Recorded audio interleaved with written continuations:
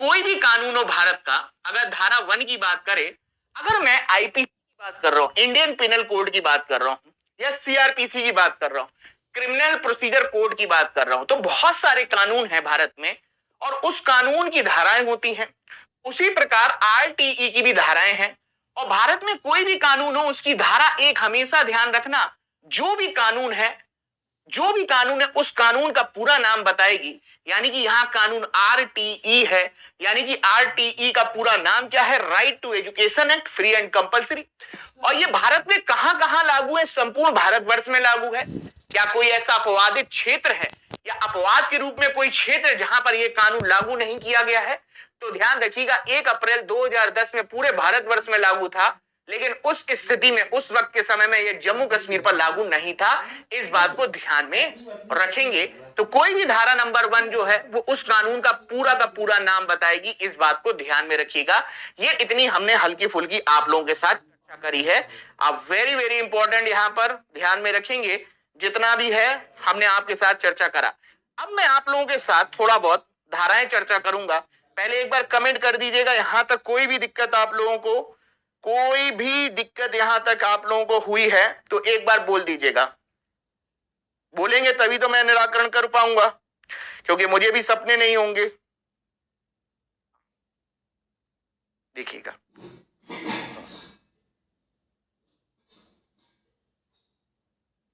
Rambilas Gond. Friends, यहां पर class को अभी आधा घंटा के आसपास होने वाला है, ज्यादा टाइम नहीं हुआ है, 20 मिनट के आसपास आपका क्रिस्टल क्लियर है। Super computer, fine.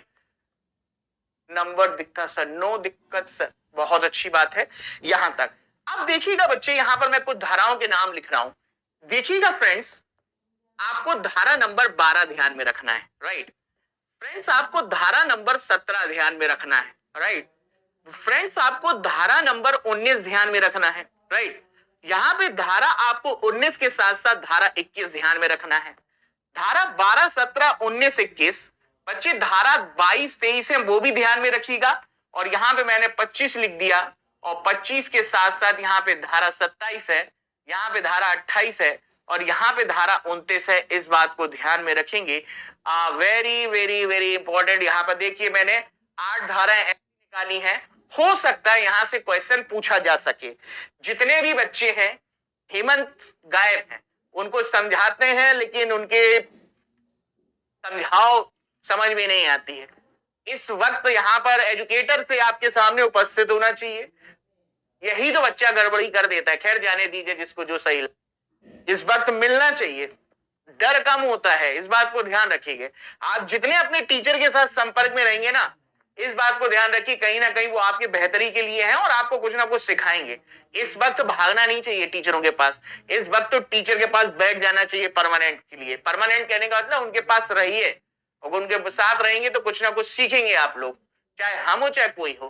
देखो, धारा 12 क्यों इंपॉर्टेंट है, आप देखिएगा, हो सकता है कि धारा 12 से क्वेश्चन पूछ ले। तो धारा 12 का काम केवल इतना सा है, जितने भी भारत में सरकारी और गैर सरकारी स्कूल हैं, ध्यान रखिएगा, तो सरकारी और गैर सरकारी स्कूलों को अपने यहाँ पे निजी, में ये बोलना चाहूंगा, सरकार के तो स्कूल मानते ही मानते हैं, तो जितने भी निजी स्कूल हैं, ध्यान रखिएगा, मेनली निजी प्राइवेट स्कूल, उनको 25% आरक्षण या 25% उस स्कूल में स्थान आरक्षित रखना पड़ेंगे गरीब अपवंचित वर्ग के लिए।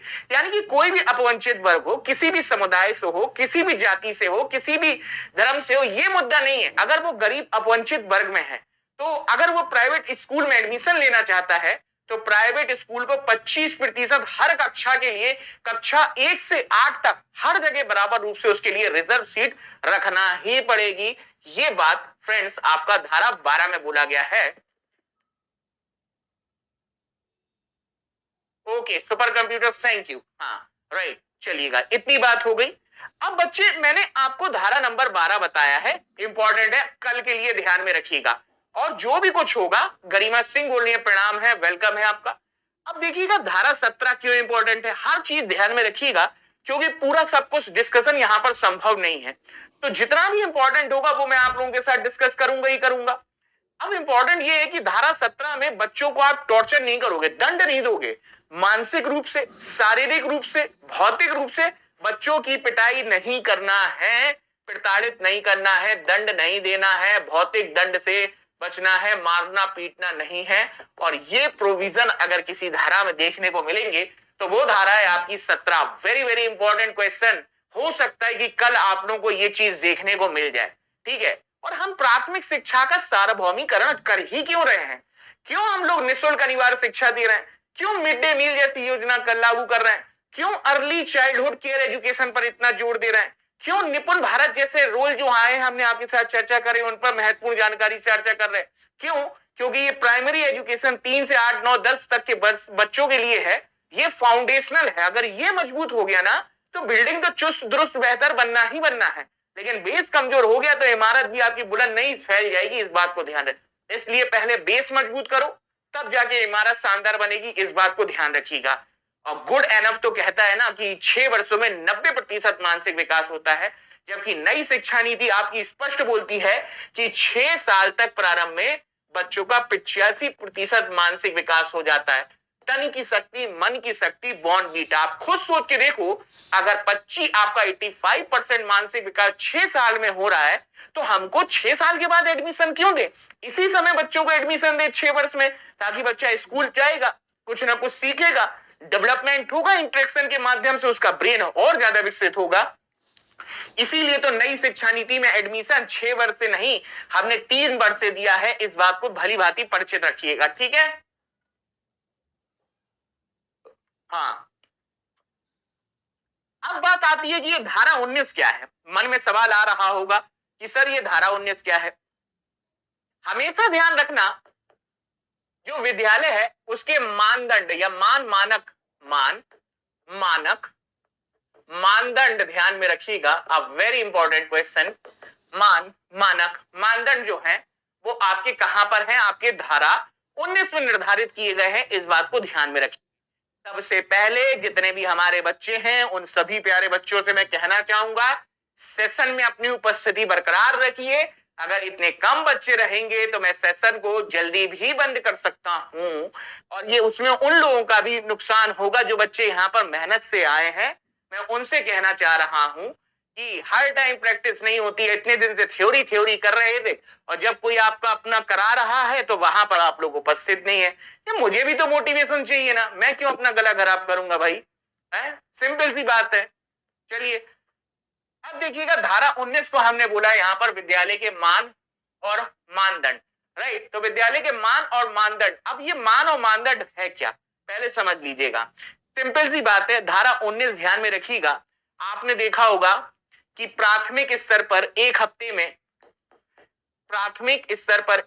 में शिक्षक को कितने घंटे काम करना है? 45 घंटे काम करना है। अब वेरी वेरी इंपॉर्टेंट क्वेश्चन, प्राथमिक स्तर पर एक हफ्ते में 45 घंटे काम करना है प्राइमरी टीचर को। अब एक हफ्ते में 7 दिन होते हैं, 7 दिन, एक संडे, यानी कि 6 दिन बचा, और 45 घंटे करना है। तो प्रति दिन के हिसाब से निकालिएगा तो 6 से भाग दे दीजिए। 6 6 36, 6 7 42, ऊपर 3 बचा, नीचे 6 है। यानी कि प्रतिदिन देखोगे तो शिक्षक को पढ़ाने का काम कितने घंटे करना है? 7.5 घंटे प्रतिदिन। वेरी वेरी इंपॉर्टेंट क्वेश्चन, वो एग्जाम में यकीनन सर, और किसको भेजूं सर, मेरे फ्रेंड पढ़ रहे हैं साक्षी। चलिए, जिसको आवश्यकता होगी वो पढ़ेगा। यहां पर ध्यान से देखिएगा, यहां पे एक इंपॉर्टेंट चीज लिखी है कि प्राइमरी स्तर पर कितने घंटे काम करना है?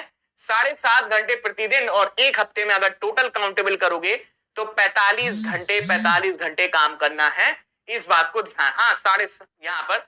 और अगर अपर प्राइमरी बोल देता ना तो हमेशा ध्यान रखना, अपर प्राइमरी के लिए आप लोग ध्यान में रखेंगे, अपर प्राइमरी के लिए आपको 48 घंटे और 8 घंटे का ध्यान में रखना है। इस बात को ध्यान में रखिएगा। 1 मिनट,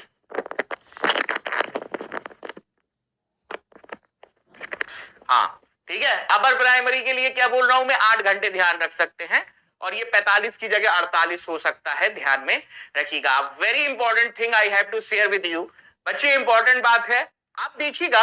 और मैं यहां पर चर्चा कर रहा हूं, मान के चलिए कि आप प्राथमिक स्तर के टीचर बन गए, ठीक है, तो एक साल में आपको 200 दिन काम करना है, ठीक है, 200 दिन का। अगर ये 1 से 5 के लिए है, 6 से 8 के लिए आपको ध्यान में रखना है कि 220 दिन काम करना है। ये 200 दिन काम करना है, यहाँ पे 220 दिन काम करना है। 6 से 8 में 220 दिन और 1 से 5 में 200 दिन, और टोटल 1 से 5 में आपको 800 घंटे काम करना है भाई एक साल में। सोच के देखो, अगर प्राथमिक स्तर पर एक साल में या एक सत्र में 800 घंटे काम करना है और 200 दिन काम करना है, तो यहां पर 4 का गुणा कर दो, तो 200 में 4 का मल्टीप्लाई करा तो 808 आ गया। यानी कि मिनिमम आपको प्राथमिक स्तर पर डे 4 घंटे तो देना ही चाहिए। और यहां पर अगर आपको यहां पर ध्यान में रखना 1000 घंटे की बात करी गई है अपर प्राइमरी पर, और 220 दिन काम करना है, तो यहां पर आपको 4.5 का मल्टीपल करोगे तब जाके 1000 आएगा। यानी कि प्रतिदिन आपको 4.5 घंटे देना चाहिए अपर प्राइमरी पर। और साल भर में बच्चे यहां पर देखो ध्यान से, इस पर अपर प्राइमरी पर 220 दिन, जबकि 1 से 5 में 200 दिन, यहां पर आपको टोटल 800 घंटे देना है, अपर प्राइमरी पे 1000 देना है। Very very very very important point I have touch you. देखिएगा, बहुत इंपॉर्टेंट चीज है। यहां पर 19 धारा के बारे में ही मैं आप लोगों के साथ चर्चा कर रहा हूं।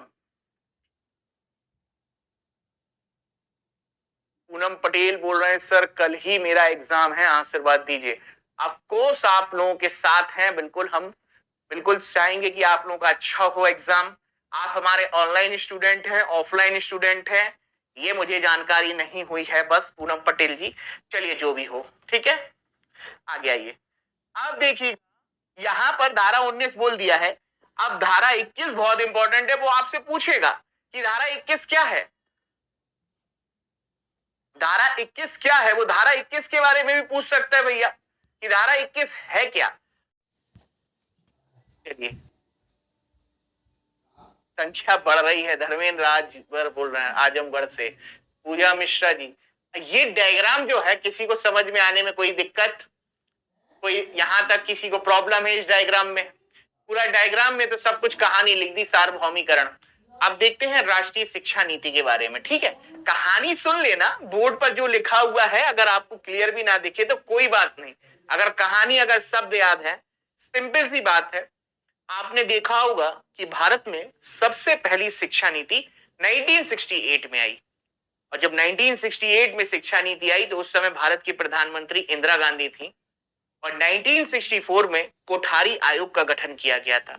पूरा नाम दौलत सिंह कोठारी। और कोठारी आयोग ने अपनी सिफारिश दी थी नई शिक्षा नीति 1968 पहली शिक्षा नीति के निर्माण में। ये पहली शिक्षा नीति है, ठीक भाई। इसके बाद दूसरी शिक्षा नीति 1986 में आती है, और उस समय भारत के प्रधानमंत्री राजीव गांधी थे, ध्यान में रखना है। ये बात अलग है कि 1986 वाली पॉलिसी जो शिक्षा नीति थी उसमें संशोधन किया गया था 1992 में, तब जाके इसका नाम प्रोग्राम एक्शन प्लान एक्शन करके POA कर दिया गया। और दूसरी शिक्षा नीति 86 वाली में संशोधन किया गया था 5 वर्ष पे 1990 में, और इसके लिए राम मूर्ति समिति का गठन भी किया गया था 17 सदस्यों के नेटवर्क के द्वारा। इस बात को ध्यान रखना। अब 86 की समिति हो गई। अब 86 के बाद आप देखो 2020, पूरे 34 साल निकल के आएंगे, यानी कि 34 वर्ष बाद तीसरी शिक्षा नीति, यानी कि स्वतंत्र भारत की तीसरी शिक्षा नीति NEP 2020 है, ये सामने लिखी है। लेकिन अगर आपसे ये बोले कि 21वीं शताब्दी की ये कौन सी है, तो 21वीं शताब्दी की ये पहली शिक्षा नीति है। जबकि आजादी के बाद ध्यान से रखोगे तो ये तीसरी शिक्षा नीति है, क्योंकि 21वीं शताब्दी में केवल और केवल यही शिक्षा नीति है, तो ये पहली हो गई। जबकि स्वतंत्रता के बाद आपकी तीसरी हो गई। 3 शब्दों के योग से बना है NEP, नेशनल एजुकेशन पॉलिसी 2020। और अब कहानी क्या है, अब ध्यान से देखिएगा। हाँ, आमरीन यहां पर बोल रहे कस्तूरी रंगन, हाँ चर्चा करने वाले, चर्चा ऑफकोर्स करेंगे। अब देखिएगा, अब यहां पे आमरीन जी ने बोला है तो उनकी बात ध्यान रखते हैं। नई शिक्षा नीति जो NEP देख रहे हो 2020 का निर्माण कार्य तो 2015 के बाद से ही स्टार्ट हो गया 16 में, और 2016-17 में इसरो के पूर्व director, Indian space research organisation के पूर्व डायरेक्टर कृष्णा स्वामी कस्तूरी रंगन, पूरा नाम है, कृष्णा स्वामी कस्तूरी रंगन की अध्यक्षता में एक समिति का निर्माण किया गया। और इस समिति का उद्देश्य यही था कि नई शिक्षा नीति का गठन किस प्रकार किया जाए। और 2017 में ये वाली समिति है, इसकी रिकमेंडेशन के आधार पर ही मानव विकास संसाधन मंत्रालय का नाम एमएचआरडी का नाम बदल दिया गया और एमएचआरडी का नाम बदल के मिनिस्ट्री ऑफ एजुकेशन एमओई कर दिया गया। इस बात को ध्यान रखिएगा। और 2019 में इसने अपनी सिफारिशें दी और फाइनली 2020 से ये राष्ट्रीय शिक्षा नीति लागू है। तो आपसे पूछेगा जो शिक्षा नीति 2020 है किसकी सिफारिश? कृष्णा स्वामी कस्तूरी रंगन समिति की सिफारिश के आधार पर।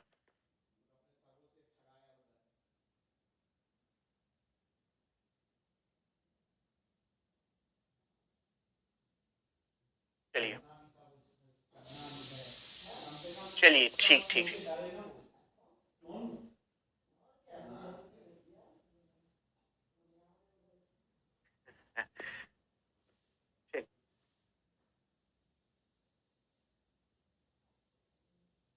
हो गया नोट।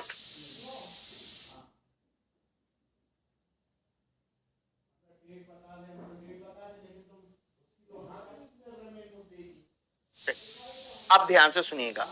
अब एग्जाम के लिए क्या इंपॉर्टेंट है पहले तो देख लीजिएगा। मैं यहां पे कुछ नाम लिख रहा हूं।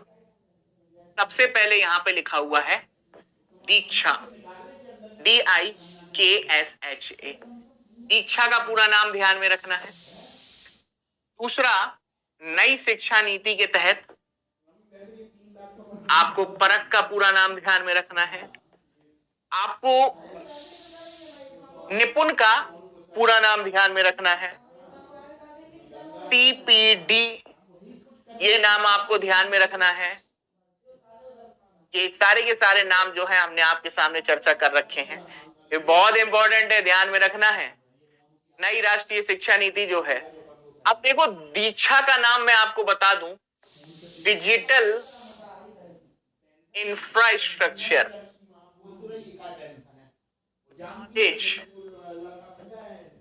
शेयरिंग, ये आपको नाम ध्यान में रखना है। ठीक है बच्चे, यहां पर ध्यान रखेंगे। दीक्षा का नाम है डिजिटल, I से इंफ्रास्ट्रक्चर, K से नॉलेज और SHA से शेयरिंग। ये वर्ड पूछ सकता है। परख तो आपके बारे में पहली चर्चा कर चुका हूं कि परख एक राष्ट्रीय आकलन केंद्र है। Performance assessment analysis review holistic development एक राष्ट्रीय आकलन केंद्र है। इस बात को आप जानते हो। और इस आकलन केंद्र का उद्देश्य है कि बालक बहुआयामी प्रगति पत्र तैयार करना, और बच्चे का जो बहुआयामी प्रगति पत्र बनेगा वो 360 डिग्री मूल्यांकन पर आधारित होगा, जहां बालक के सभी भागों के जितने भी डेवलपमेंट के पक्ष होते हैं वो परख के द्वारा शामिल कर लिए जाएंगे 360 डिग्री के आधार पर। दीक्षा ध्यान में रखना है। और निपुण तो अभी थोड़ी देर पहले ही हमने बोला है।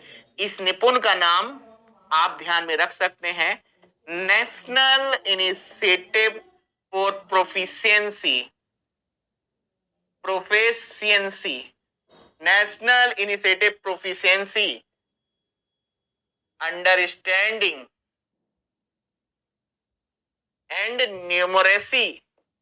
इस बात को ध्यान में रखिएगा। और अभी थोड़ी देर पहले ही हमने चर्चा करा था, यहां पर ध्यान में रखेंगे। आगे देखिएगा यहां पर CPD, और CPD का नाम है पूरा कॉन्टिन्यूअस प्रोफेशनल डेवलपमेंट, सतत व्यावसायिक प्रशिक्षण 48 से 50 घंटे सतत प्रशिक्षण। चलिए अमरीन भूल गई सर कंप्यूटर। देखिएगा सामने एक टर्म लिखा होगा। दीक्षा का नाम बता दिया मैंने, परख का नाम आपको बता दिया है, और परख के बाद निपुण का बता दिया। और CPD ध्यान रखिएगा, जो टीचर हैं उनको सतत रूप से ट्रेन करने के लिए, उनकी स्किल को बेहतर करने के लिए एक टीचरों का 48 से 50 घंटे का सतत मूल्यांकन कार्ड बनेगा, जिसको सतत व्यावसायिक प्रशिक्षण कॉन्टिन्यूअस प्रोफेशनल डेवलपमेंट के नाम से जानते हैं। जहां पर टीचरों को शिक्षित प्रशिक्षित व्यावसायिक प्रशिक्षण उपलब्ध कराया जाएगा। 48 से 50 घंटे का इस बात को ध्यान में रखिएगा और कहीं ना कहीं से ये टॉपिक आपका यकीनन काम में आने वाला है एग्जाम में। मैं अगेन बोल रहा हूं कि देख लीजिएगा केबीएस में ये चीज इंपॉर्टेंट हो सकती है।